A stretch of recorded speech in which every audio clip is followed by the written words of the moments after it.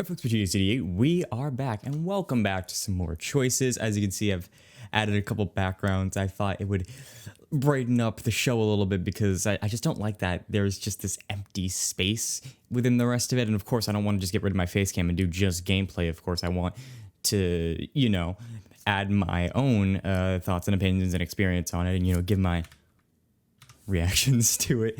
Anyways, Elementalists, book 2. We're on chapter 2 now. It's the first day of class. What surprises await? Homework, probably. I don't know. It's school. Like I run the place.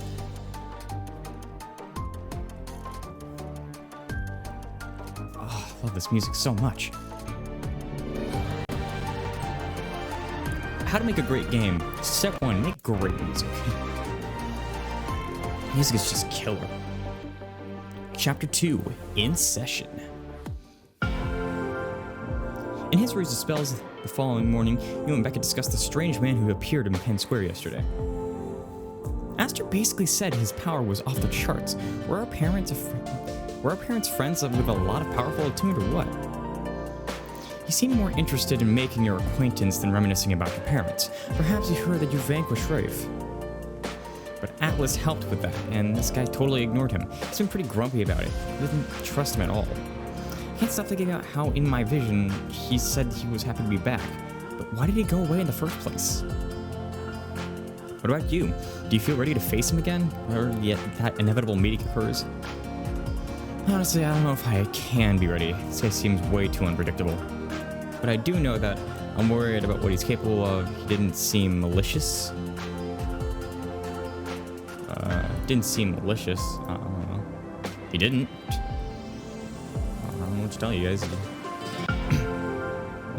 Sorry. Yeah. It's like Shreya said, there's something weirdly childish about him. He wasn't even aware of the damage he was causing.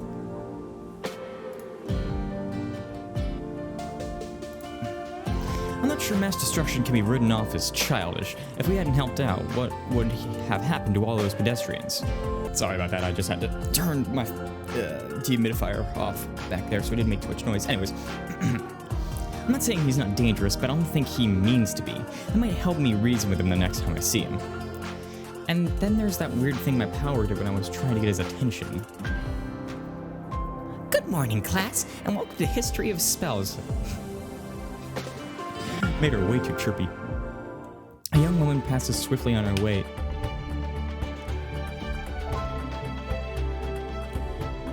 Love this new music. A young woman passes swiftly on her way to the front of the class. Beckett's jaw drops and he whispers to himself.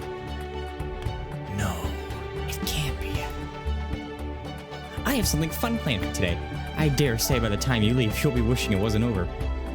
Ah yes, I must introduce myself first. Class, my name is Professor Harrington. Is Beckett's mom? Oh boy. Professor Harrington? It's Katrina! Oh, it's Beckett's sister!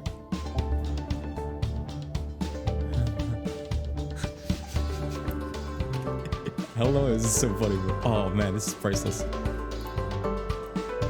I see the family name still holds its glory. Don't worry, I won't play favorites. My brother will have to work as hard as the rest of you. Oh, I bet he's... Oh, man, I'd be so mad if my sister had to teach me. Beckett's eyebrows knit like he's trying to solve a complex equation. He tuned back in his sister, and as his sister begins explaining the lesson, holding up a misshapen piece of metal.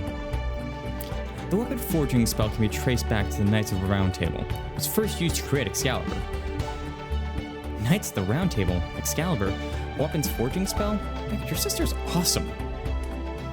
The spell is a combination metal-fire spell, with predominant energies in the realm of metal.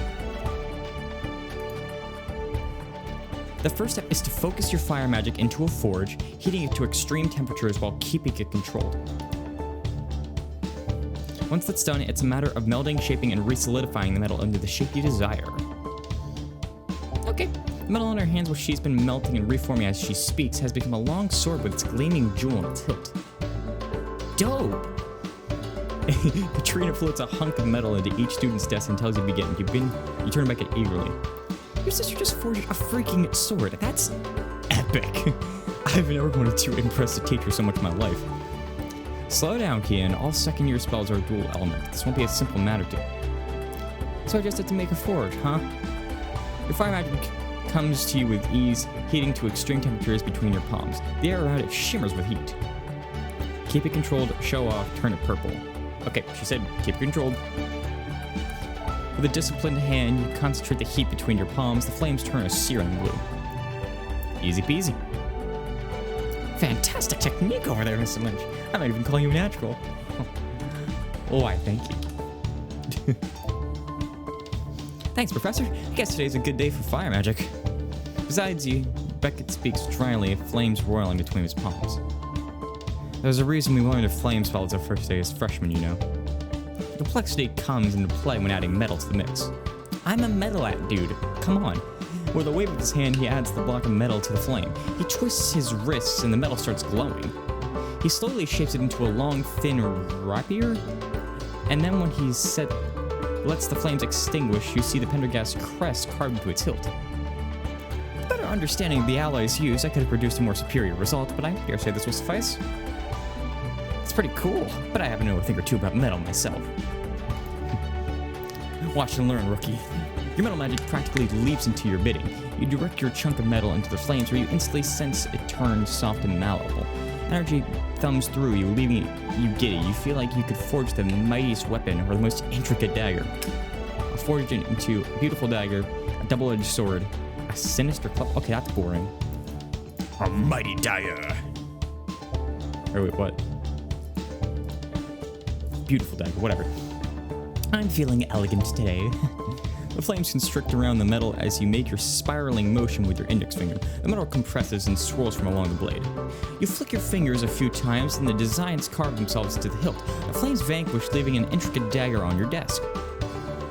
My goodness, that looks positively possible.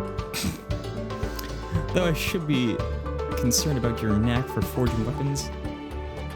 Sometimes a guy just wants a cool knife. My magic is on fire today. I would sure say so. Class, please take a look at these two stellar examples of the forging spell. What lovely craftsmanship, Kian.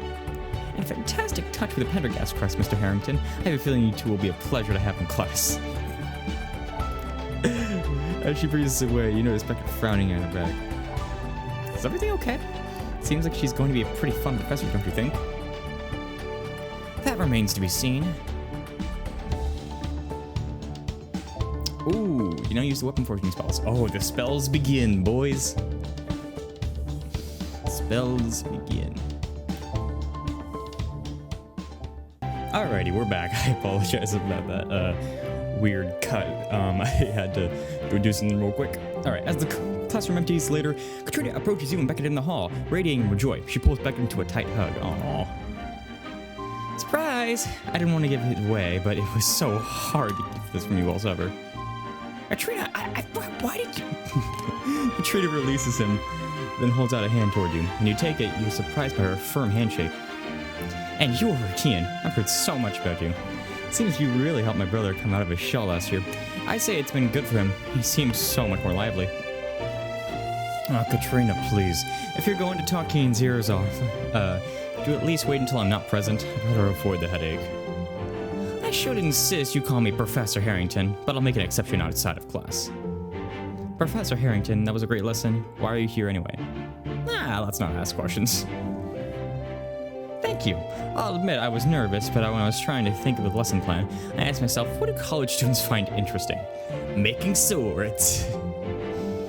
Not that I'm complaining, but what made you settle on weapons? Well, Beckett did spend half the summer laminating that he was missing Professor Ingloon's seminar on ancient weaponry spells. Not to brag, but he's rather brilliant. It makes a big sister proud witnessing his achievements in person. Beckett pinches the bridge of his nose. Katrina, how long exactly have you known that you'd be teaching here? Months.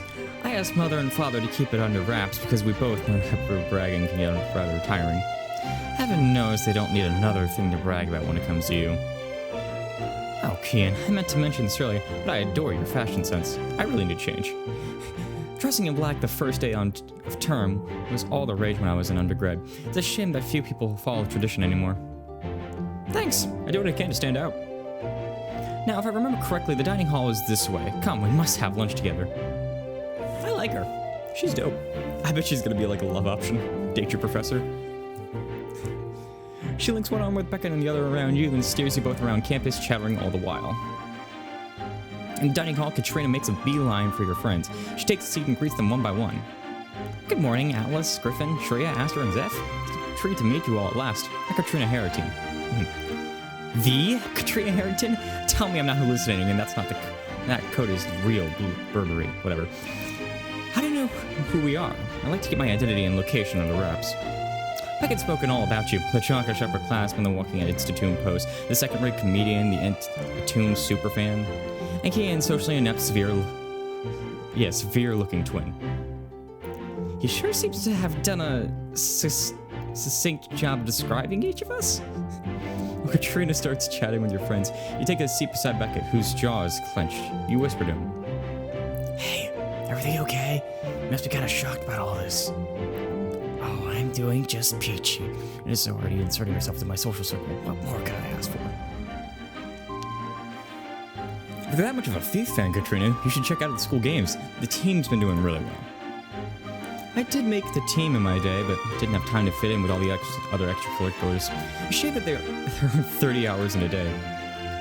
Katrina, the teacher's conference room is down the hall. I believe you're supposed to either appear... Oops, I muted it. Whoops-a-doodles.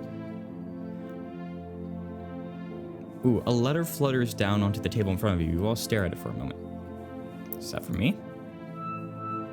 Be careful. Actually, give it to me. I'll destroy it.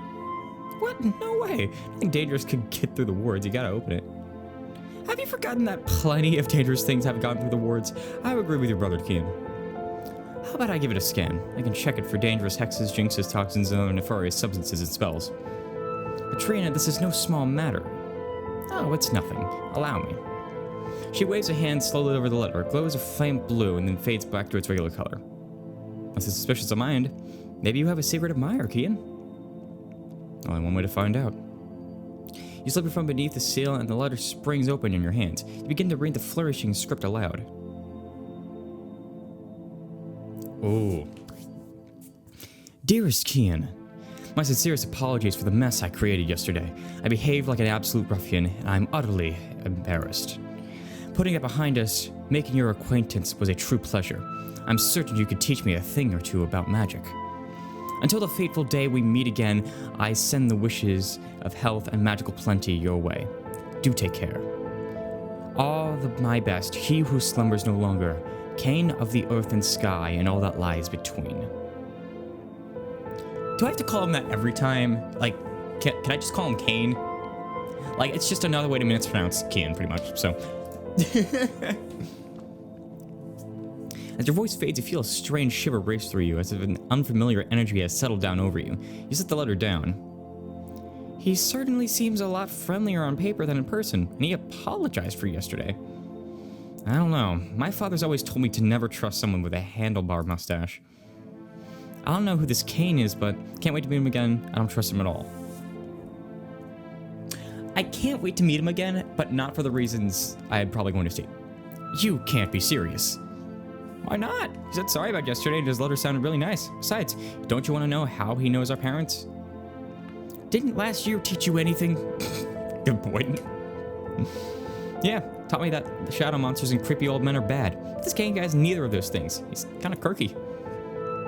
That note reminds me of Duke Spellier's son, Lucas Spellier III. He had such an eloquent way of speaking. He instantly took a liking to me. Though I recall he and Beckett absolutely despised each other. There was one time... Oh boy. Beckett stands abruptly from the table and you all turn to look at him. He clears his throat.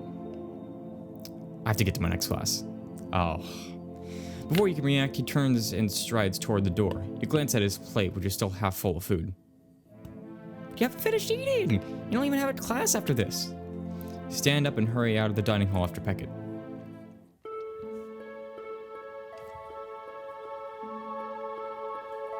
Okay, whatever.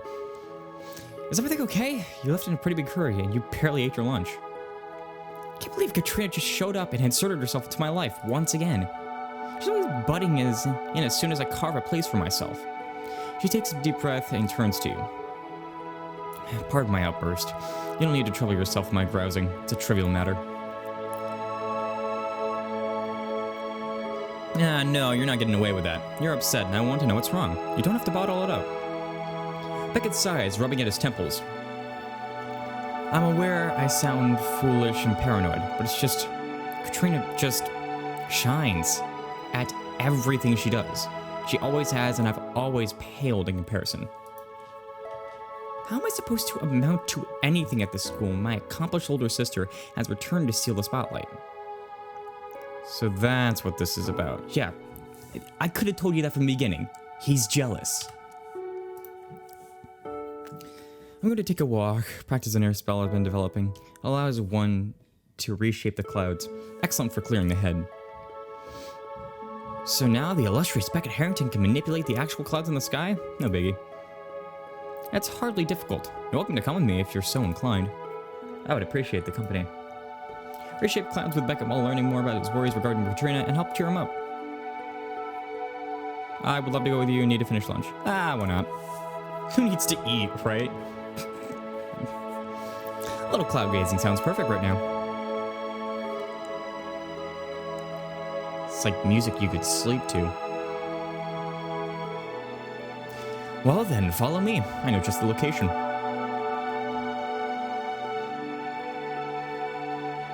Beckett leads you out to the building and across the quad to walk out alongside the lake. Cirrus clouds are the easiest to manipulate because they're so thin, but it's a challenge not to completely disintegrate them.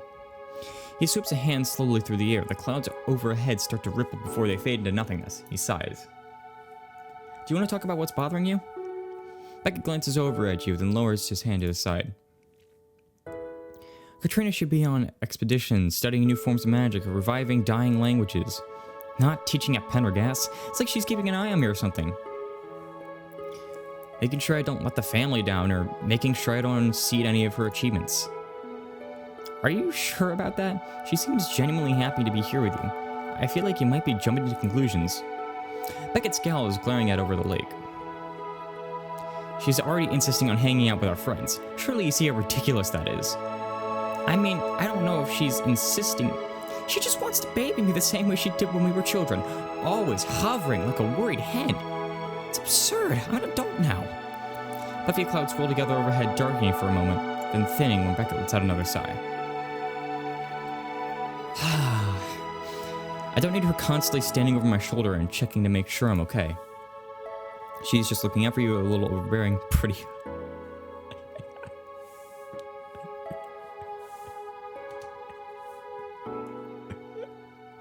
Oh, I'm so going for it. Oh, you've got to be joking. Oh, come on. I know she's your sister. I'm glad to have you. But you had to have noticed. She's gorgeous. Her beauty pageant records agree with you. Oh, wow. Is there anything she hasn't done? But I'm afraid she already has a long line of admirers dying to win her favor, so you might as well give it up. True. I'm not going to date your sister, Beckett. Well, I can't promise not to flirt with her occasionally. Beckett shakes his head. How much older is Beckett's sister? You're hopeless. You might be jumping to conclusions with this whole babying you thing. It's kind of extreme to become a professor to do that, isn't it? Katrina excels at multitasking. It would be just like her to decide to keep an eye on me and then take up teaching as a fun side whim. You continue walking, reaching a field beyond the main buildings. Beckett takes a seat in the grass and you sit down beside him. He looks up at the sky, his face falling. I really had high hopes for this year. It looks like that's ruined. Maybe I'm not following, but how is your sister being here going to ruin your whole year? Beckett doesn't answer for a moment. With a twist of his wrist, a column of clouds moves swiftly through the sky, forming a corkscrew pattern. Katrina and I have never been in direct competition. Because we were different ages, we never attended the same schools or extracurriculars. Our parents encouraged us to foster our own interests, but everyone else just assumed we were basically identical. Really? But the two of you are so different. Beckett lifts his other hand, the clouds shift slowly, transforming into a massive trophy high over their heads. We were both high achievers, involved in multiple activities and had big ambitions. People were content to leave it at that. But if I'm being honest, Katrina's always been better than me at basically everything. I'm sure that's not true. Part of me thinks she came here to ensure it stayed that way. I told her about my progress last year, and she's shown up to steal my thunder. She wants to prove that she's the superior Harrington. Come on, dude.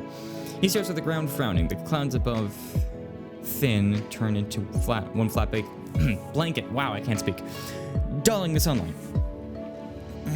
And now everyone's going to see that she's right. Beckett, you shouldn't compare yourself. Tell me one thing you're better than her at.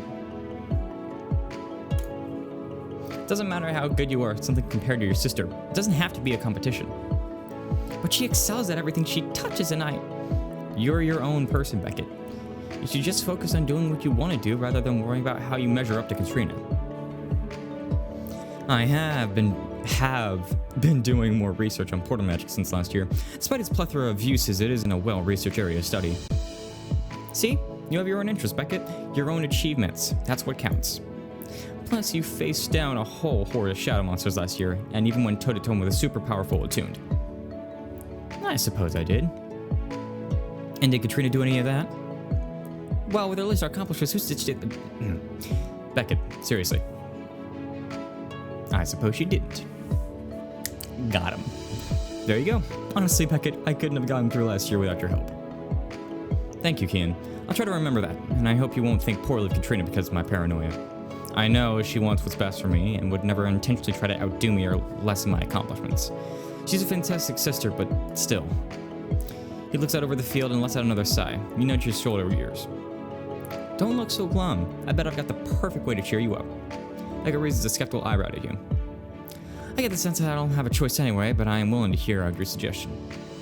I'll cheer you up by giving you a hug, telling you how great you are. I know, Beckett. Kian, I'm not sure that... You're a brilliant strategist and researcher. I felt like I said that wrong. Whatever. You have information from like a million books stored in your brain. You're probably one of the smartest students at Pendergast. Probably? I gotta keep head of yours from getting too big, Beckett. Oh, and you're a pretty awesome friend too. And great at making cloud shapes. I know you're just telling me what I want to hear, but it's working. Now, teach me how to do this cloud shaping thingy. Well, we'll have to think of a better name for it, but simply use your air magic to carefully move the cloud's particles. You can slice, shove, coral, whatever you like. The trick is keeping hold of your air magic when it's so far above you. An enormous ring of clouds forms, casting a shadow all the way down to the ground. The two of you sit in the very center of it. Impressive, but watch me make a dragon heart huge rain cloud. What's the point of making a rain cloud? That defeats the purpose. I'll make a dragon, why not? And voila! Your air magic cuts high into the sky, melting the clouds into a fierce dragon, wings outspread. You flutter your fingers, and the stream of cloudy fire shoots from its gaping jaws. Not half bad, but look out, the tail is already losing shape. Beckett lifts both palms upward, a gust blows your clouds apart. What a jerk. Then he brings his hands together and they streak across the sky, painting mesmerizing whatever that word was. You and Beckett sit in silence for a bit, watching as the clouds naturally begin to drift apart. Eventually, he clears his throat.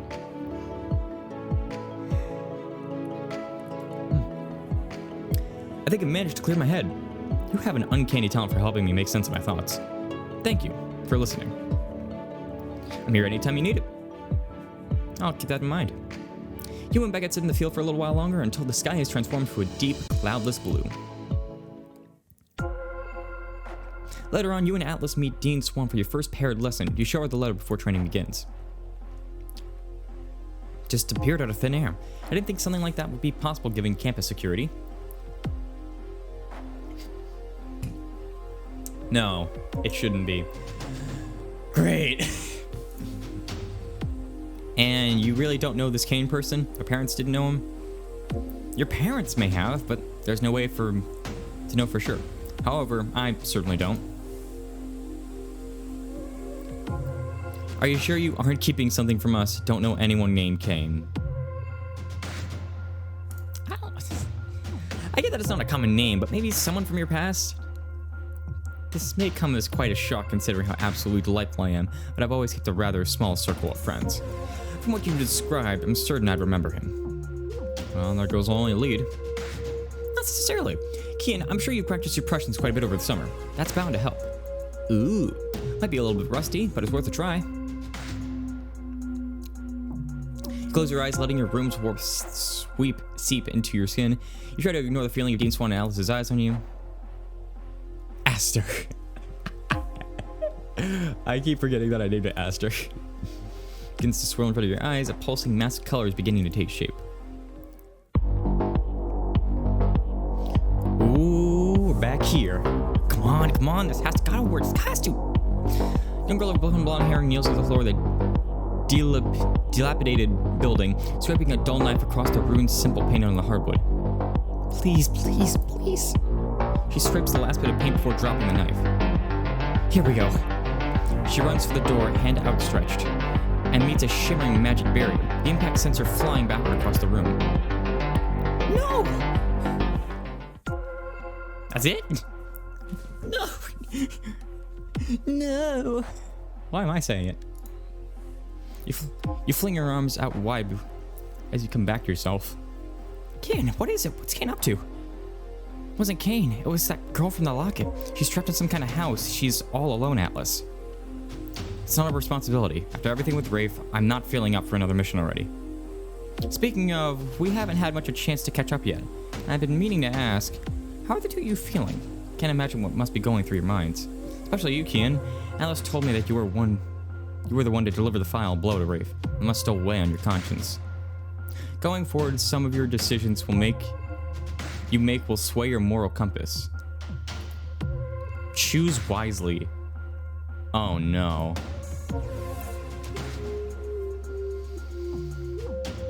Oh no. My moral compass. Oh god. I don't want to make the wrong choice and like completely mess up. Really hard, totally fine. I want to say really hard because that, like, if I say totally fine, that makes me kind of seem like a psychopath. Like, it doesn't kill if you, it doesn't matter if like you killed like the worst serial killer in the world. You still killed someone, like should still affect you. But really hard seems much. God, I don't know. Oh, this is an important decision too. Jesus. Okay, I'm gonna go with really hard. I hope I don't regret this. Your moral compass has shifted. I can't stop seeing his face when I'm asleep, when I'm awake. I know he was a monster, but I can't help wondering if killing him has made me one too. Never! You did what you had to do. Don't ever put yourself in the same category as that asshole. Alice is right. The simple fact is that you have these feelings. It means you could never be anything like Rafe. I'm sorry that I couldn't have done more to stop Rafe myself. Okay, I think I made the right choice. But that's why I'm going to do everything in my power to help the two of you reach your full potential, or die trying. I think that just revealed. I feel like that just revealed how she's gonna end up dying. If she does, of course. I hope she doesn't. Though not literally. Oh dear, perhaps I should be more careful with my word choice. Yeah. You're gonna regret that one. She claps her hands. Our first lesson is a technique to help you expand your magical capacity, allowing you to power stronger spells than your own. Does it mean we'll get more attunements? Because I'm more than ready to become the Avatar. Whatever. The what now? Not exactly. This technique is more about strengthening what's already there, like a swimmer growing their lung capacity with cardio training. The trick is learning to find the edges of your magical energy and then stretching them to their limits, like getting a fitted sheet into a mattress.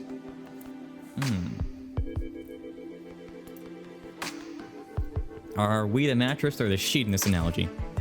Both? Cool. I'll try first. It must be summer solstice or something because my magic is feeling crazy strong today. This'll be easy. Well, it isn't the summer solstice and you shouldn't get ahead of yourself. You'll need to calm your mind to find your magical energy. I got this, Dean.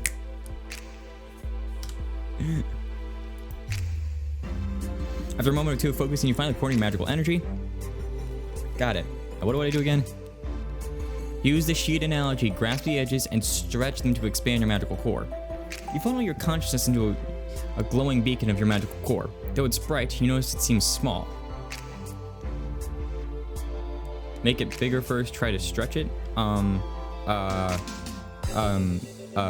Make it bigger first, I don't know. You just need to heat things up a little more.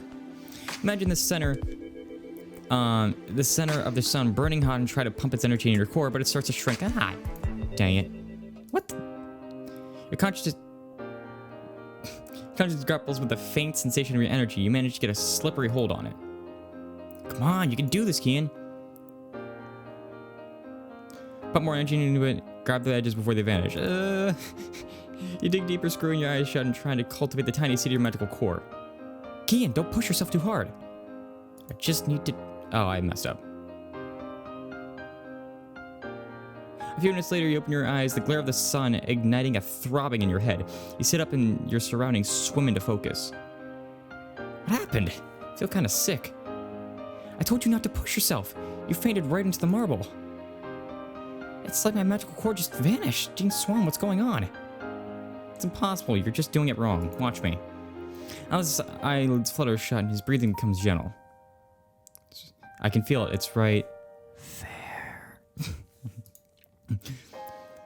His shoulders tense and his nose wrinkles as he strains to perform the spell. Suddenly, his eyes fly open.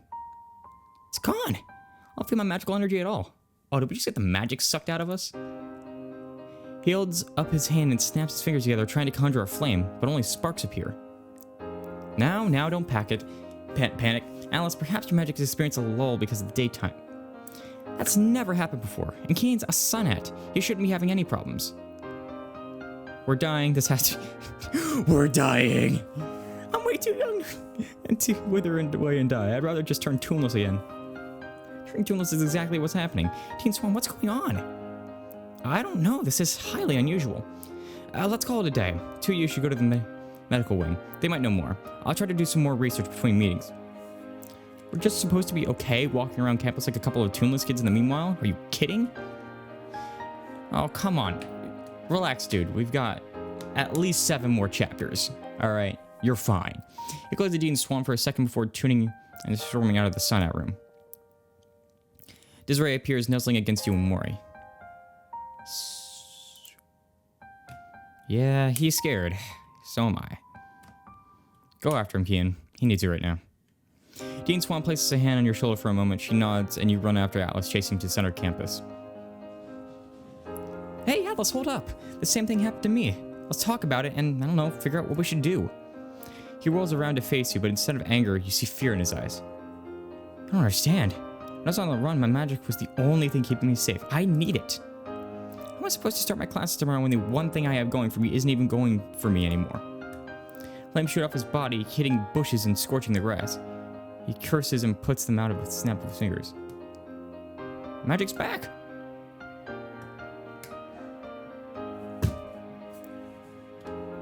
Really, dude?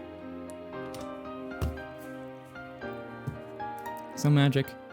And so is mine. Really? What was the point of that? What was the point of that? Whatever that was, it's over. These two had like a temper tantrum.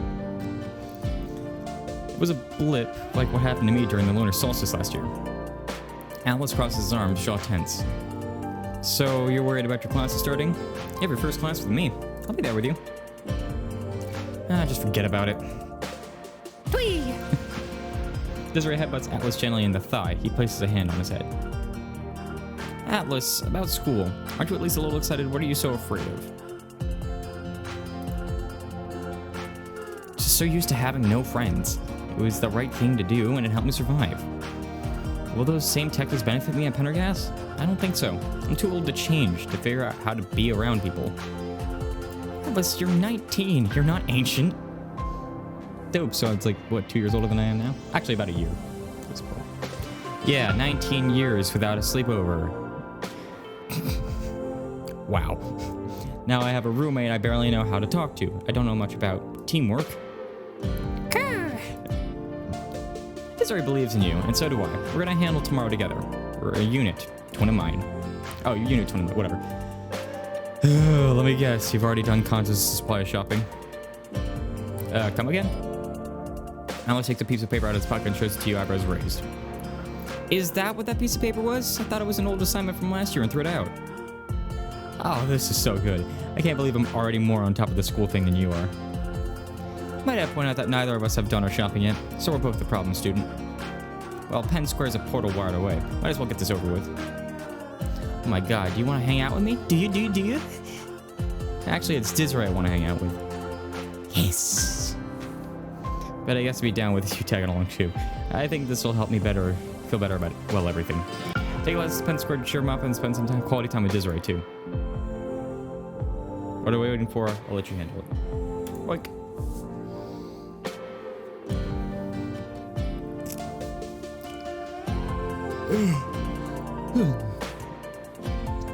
Brother bonding time, here we go.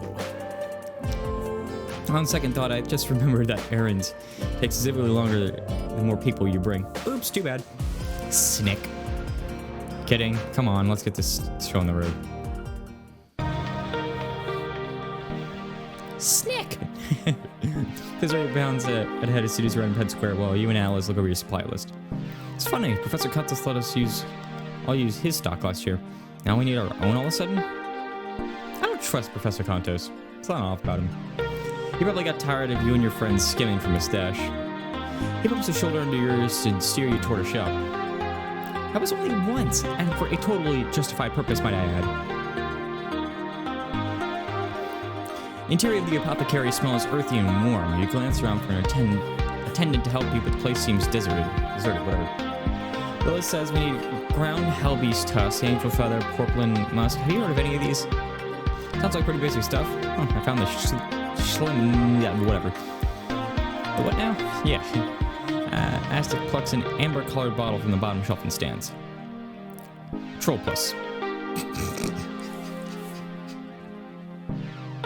Tell me you're kidding. Nope. Troll puss. I've been extracted from toenail warts. Normally mustard yellow and a very thick vial. Super acidic. Discussing how do you know this stuff? What's it for? My caretakers were friends with an apothecary. He taught me about various herbs and solutions and stuff. I only learned the basics. And here I spent my childhood arguing with how the neighborhood kids about which Power Ranger was the best. You got all the fun, nice qualities, and that makes you feel any better. You got troll pus. That does make you feel a little better. Yeah, I would feel better too. We probably can't even use this stuff until it's been cave age for a year or so. I guess I could always warp time surrounding this bottle. You open the atlas in the side. Show off. Hiss. Desiree lets out a curious troll and dives to sniff at a stream leaking from an open beaker. What? He recoils and lets out a sneeze that blows the beaker off its stand. Shimmering rainbow-colored liquid flies through the air. I'll watch in horror. Catch it. Catch it. Heads up. Grab an empty bottle and funnel liquid into it, then secure the stopper in place. Oh, I didn't even read that. Now let's help you gather up with the rest of the ingredients. After an attendant appears and you pay for your items, Alex gathers his bag and heads for the exit without looking back. Why do I get the feeling kontos class might end up being too easy for you? That's one bright spot in all of this. You learn a lot faster in the real world, so I'm ahead of the curve. Go over to the bookstore next and flip over the supply list, but the page is blank. What are we doing here again? I don't see any books on our list. The books are on a separate piece of paper. I thought you had it. I have the herb list. Oh, then it's definitely lost. Ah, what a disaster.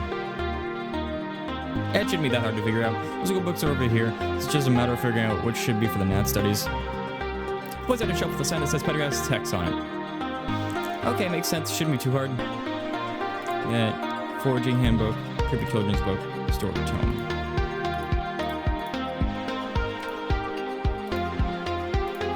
Seems like a kontos book. Guys, on your toes, reach for the book. What's on the top shelf? Out of your grasp. Maybe I can stand on your shoulders to get it. Hell no! I get to stand on your shoulders. All right, whatever, loser. You wish I'm the older twin. By 1 minute. 2 minutes, actually. Don't get it wrong. Excuse you, that's 2. Yeah. Thank you very... Snick! Oh yeah, we have a magical dragon. I forgot about that part. Trips and lunges under the forging text with his talons. He tugs the book from the shelf and presents it to you, his scales ruffling proudly. Thanks, Desiree. Somebody's getting the treat before we leave Penn Square today. Grr! I'm so happy I picked that. So happy I spent the diamonds on it. Take the book and brandish it in front of Atlas. Found it. I'm the best, and Atlas is He snatches the book out of your hands and moves out of your grasp and heads to the counter. You catch up with him as he steps to the end of the line. If I didn't know better, I'd say you're having so much fun hanging out with me. I don't know, buying all these school supplies, it's driving the reality of Pendergast deeper and deeper. He looks down at the book in his hands with a sigh. If I'm honest, I always... I used to fantasize about crap like this. I was a kid before everything went sour. My guilty pleasure was tuneless television comedies revolving around school life. You don't have to fantasize anymore. Come to live in your own school comedy. The people at Pendergast will welcome you with open arms. I don't really know what to do. How to do people... Oh. Be careful with that wording, Alice. God, what if a teacher tries to make small talk? Or worse, what if someone gets a crush on me? What should I even do? Weirdly enough, I ship him and Katrina. Definitely practice your flirting. Beat them up. Practice your flirting. Wrinkles his nose and looks at you in horror.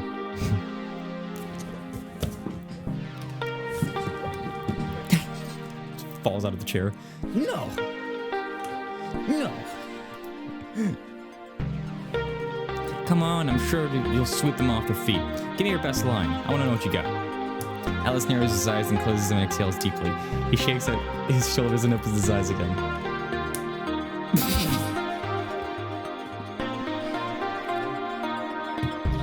Jesus. I hope no one has a crush on him. Good lord. You look fertile? Who is this, Aster?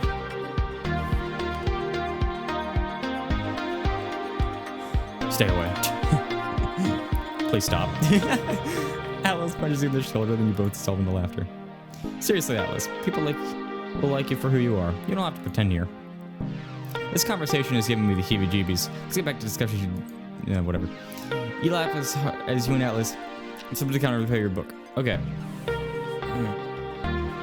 Back outside. Oh, nice one. I apologize, it's early in the morning for me, so. Night has fallen. Desiree bounds around a vendor's stall. I didn't forget, boy. It's time for a treat. I'll get you cute animal plush, just a delicious snack, a ball to play with. Oh, I want to think dragons would like it, but whatever. Too bad. You pay for the big stuffed animal and hold out to Desiree. What do you think? Gives it a curious sniff, then wraps his tail around it and tosses it in the air before soaring after it. Go! Oh, he's gonna eat it? Oh, I'm glad you like it. I thought he was gonna eat it for a second. Just wait. One of these days, you'll find your room covered in stuffed animal remains. You turn to Alice with a grin. So then everyone with Alice and Desiree. I'd say this was a pretty successful trip, wouldn't you? We got what we needed. Didn't burn down many buildings. Didn't lose Desiree. So yeah, I think we did good. Now let's get home. It's almost your bedtime. My bedtime? Excuse me, I'm older than you. You shove Atlas playfully and head back to the portal, Desiree trailing along happily.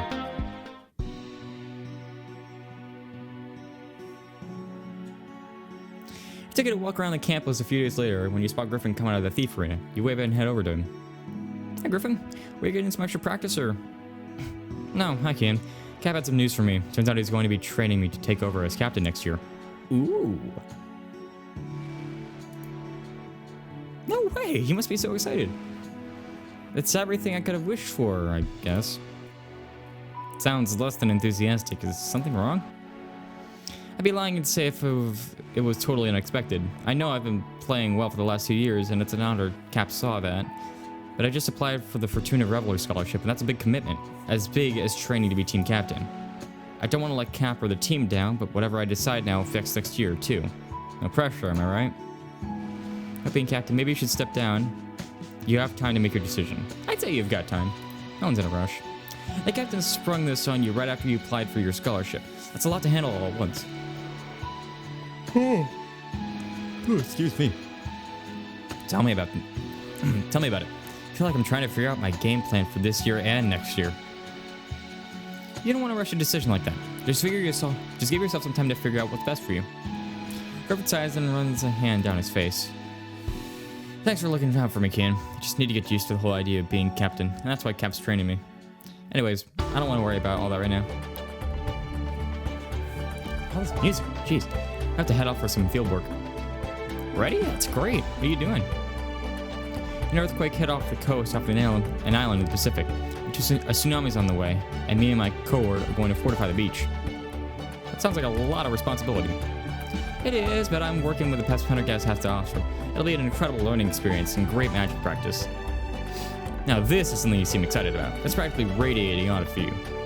Natural disaster relief is thrilling and it's meaningful. There's nothing like going down to these places and facing down in Mother Nature. You can come help if you like. We're always happy to have more hands on deck. Do you think I'd really be helpful? I doubt about it. Plus, once we do our job, there'll be some time for a little fun in the surf and sun. What do you say? Join Griffin on his fieldwork assignment, help him stop Tsunami, and have some island fun as well. It also be able to boost his morale, which will affect his performance for his scholarship. I don't want to. Whatever. Awesome. With you on board, it'll be done twice as fast. You flatter me. I'll do my best, so let's get going.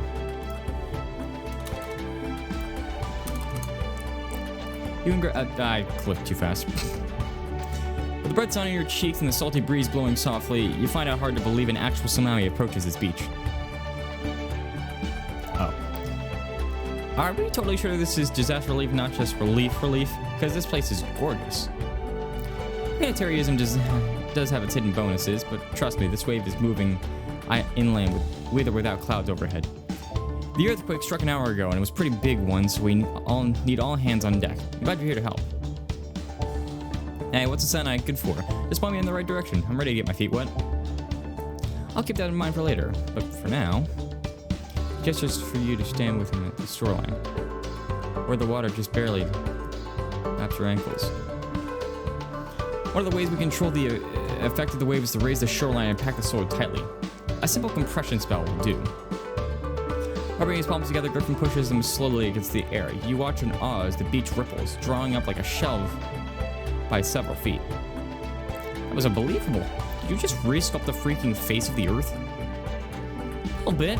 You could also use water magic to calm the ocean current, diffuse the building wave before it ever reaches shore, or if you feel like helping me with my air magic, we can work together on a cool companion spell I've been getting better at. Using air to stop tsunami waves? How does that work? We create a strong headwind that opposes the tidal wave, causing it to break earlier and lose speed. It's really great for tsunamis. Alright, he wanted air. Whatever. Awesome. We need to face the sea and focus on creating a wall of wind, driving it against the ocean. You turn to the water with Griffin and root your stance firmly. Following his instructions, you feel wind roaring through you, funneling out of your center. It's a tsunami, it gets a hurricane. The wind creates large waves going in the opposite direction, slowing and neutralizing those headed toward shore.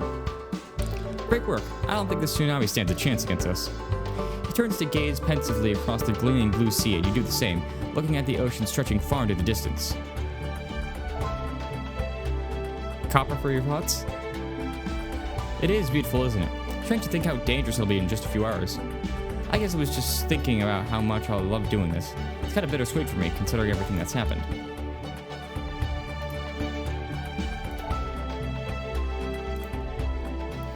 Are you worried about finding tough relief scholarship? The parents pushing thief even hard enough?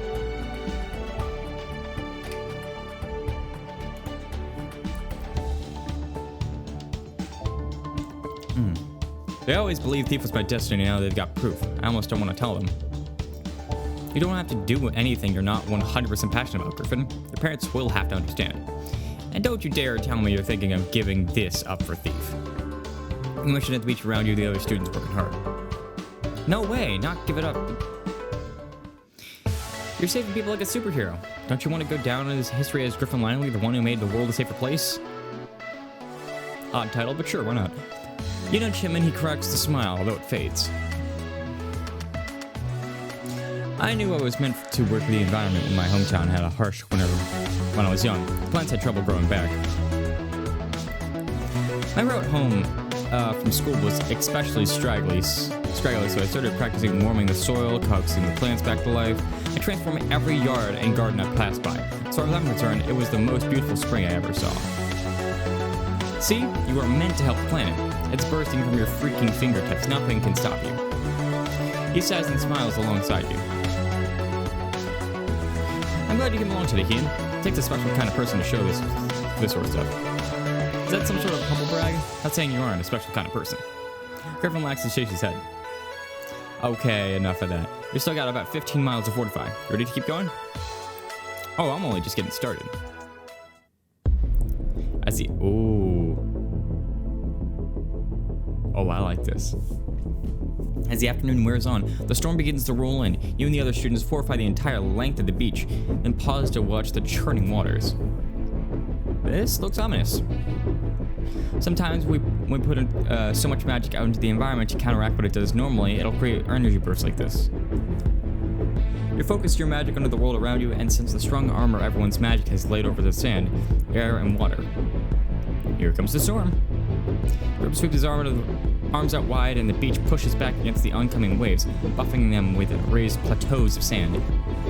I got your back.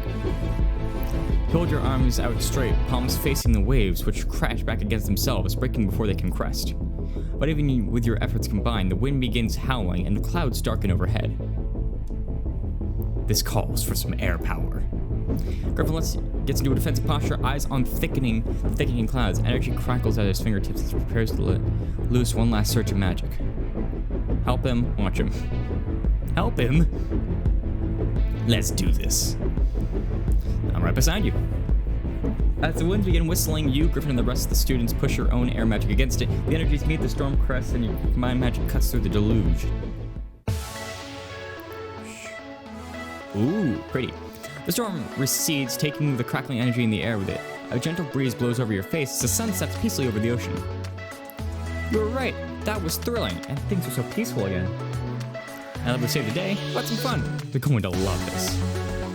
Bolting suddenly toward the ocean, Griffin throws off his shirt and skips lightly over the water. He goes further and further offshore, almost like he's surfing without a board. Slow down, how are you doing that? You channel that courage down to your feet. I can picture little boosters on my heels. You wanna try? No, I do. You got your hands around your mouth and blow, directing the energy down toward your feet. But then suddenly later, you take off into the water. Whee! Christopher Griffin sailors doing cartwheels across the water. Yahoo! Feel that ocean air. I'm going to race Griffin, outdo those flips. Ooh, race him. You set your jaw and pump your legs as hard as you can, streaking across the surface of the ocean, kicking up a wave. Whatever. Holy! Griffin splashes into the water, then pops back into view, soaking wet and spluttering. You're so busy grinning over your shoulder at him that you topple into the water too. Ah! Griffin strokes over you, his eyes twinkling with light. You deserve that. Sends a small wave your way with some water magic, and you splutter, grinning and splashing in the old-fashioned way. You're just jealous and better at invisible surfing. If assemble lunges to dunk each other, you finally huff air back into your palms, slowly bolstering yourselves back into the surface. The two of you skim over the water as the sun sinks lower. Cool. On your way back to your dorm later that night, you notice Atlas heading swiftly down the hall, keeping his head low. ...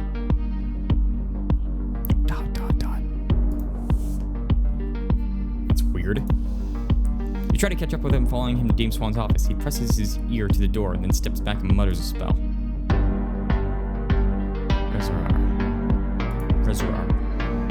He's breaking into Swan's office. Quickly fall behind as Atlas slips inside and shuts the door behind him. You press your ear into the door like he did. You hear nothing until... Shoot!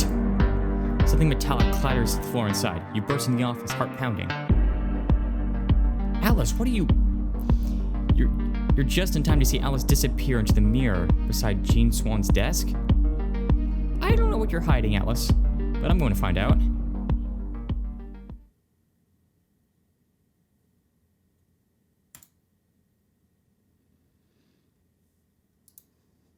All right, then. Why can't even our own brother not be hiding something from us? Every character, dude.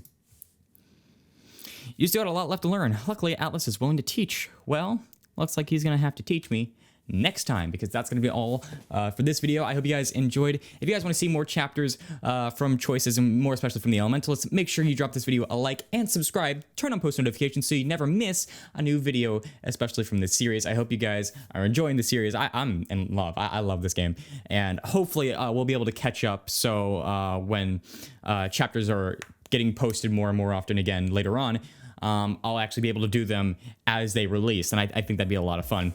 But with that all being said and done, it's Game for Pidgey over and out.